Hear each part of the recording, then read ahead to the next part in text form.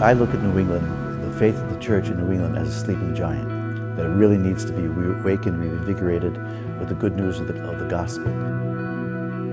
And every single parish has something that has to be attended to. This is a new set of stairs right here that I'm sitting on. If you just look over to that side, you see that those stairs need to be replaced as well. Not an expensive job, but when you don't have it, you have to let it go.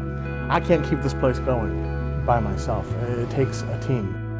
You have priests who are up in their age. Many of them are their 90s, upper 80s. Many have no one. We take care of one another. It's in our Catholic schools that we not only educate children's minds, but we also help to form them. Here, we can talk about right and wrong. We can talk about God. Last year, we fed over 6,200 people. They need to be fed. We live in a country where we're so blessed. Nobody should ever go to bed hungry. Jesus lives in my life. He lives in my heart. He is me. I am his eyes and his ears and his legs and his hands, and this is my job. This is what he's asked me to do. The bell tower was completed in 1889 and has stood proudly and wonderfully, but now it's showing additional wear and tear, and it needs some pointing, it needs some attention for structure.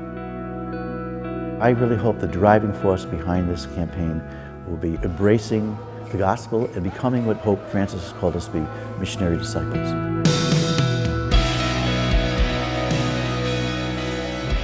Legacy of Hope is a $32 million capital campaign within the Diocese of Worcester. Each parish will have its own unique fundraising goal. This campaign builds upon the strong foundation set in place 2 decades ago by Forward in Faith. There are 6 objectives for Legacy of Hope.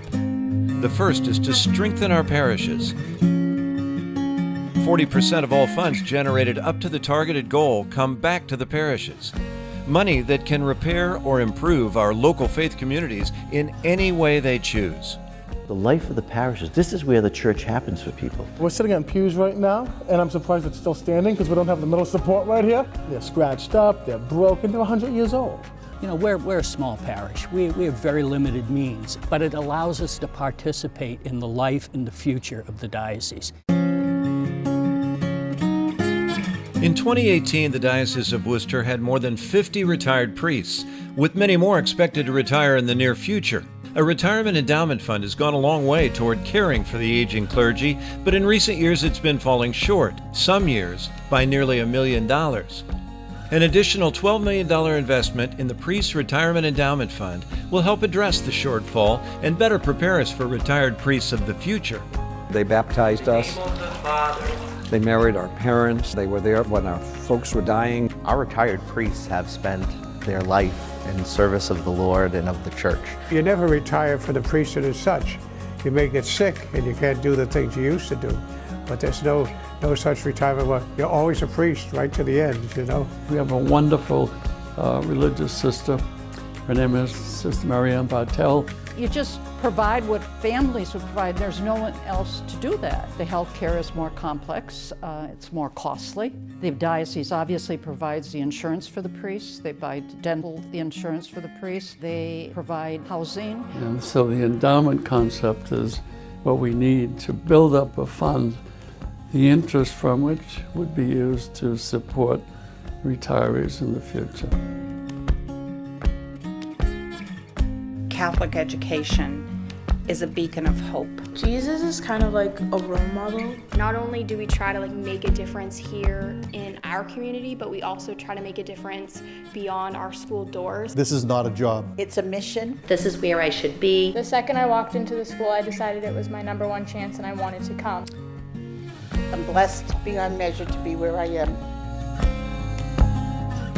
In some cases, these people are making $25,000 a year, and at a $5,000 tuition, you know, we can do the simple math and realize that you can't pay the rent and send your child to St. Peter's School. We're very fortunate that a large part of our student population does have financial aid, does have help.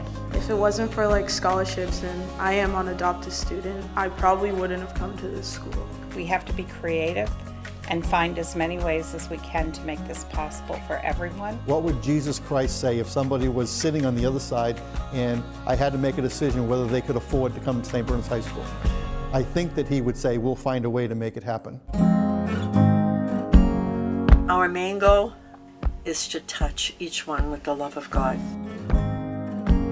You've taught me how to make ground turkey into like everything, you know, and it just helped us. And look at where I came. I met my husband and I'm going to college. Even now you supplement my income because food stamps don't go far. You can't buy any personal products with food stamps. You can only buy food. You can't buy toothpaste or a toothbrush.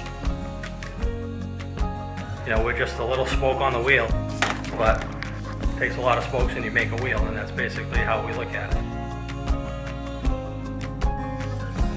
First word gave her soul, light, hope, and joy. These children do not have after-school programs to go to that are basically free of cost. You know, and this for these kids is important. Really, the biggest need in the neighborhood was for education. Over the years, we have had 36 different countries represented here, coming to study English.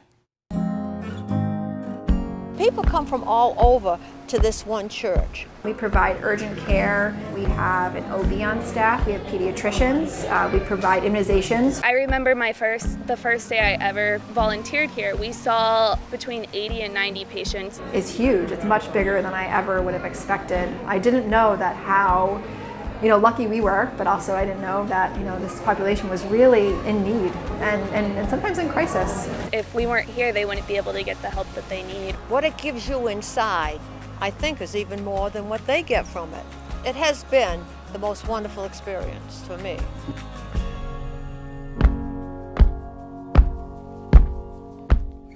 People have to be touched. The whole message of the gospel is people were touched by Jesus in their heart. My vision of evangelization is to challenge people to share the gift of faith with others. And that happens primarily in the families, in neighborhoods, and in parishes. The key to evangelization is communication. And you must have that contact, you must have that communication. There is no shortage of ideas, programs, opportunities. When it comes to evangelization, the sky is the limit. This is the very center of the diocese.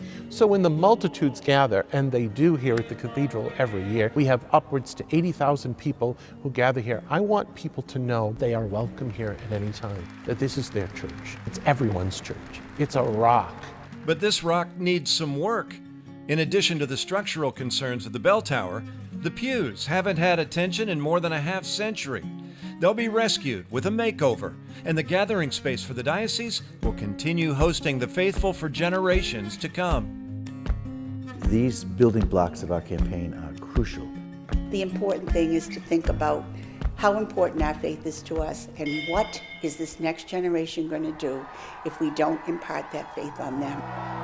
People want to have a sense of being part of the future. Well, it's very important that the whole diocese get behind this campaign because we're all one family, you see, and we all work together to try to make this family as strong as it can be to help those most in need. We've got to rev up.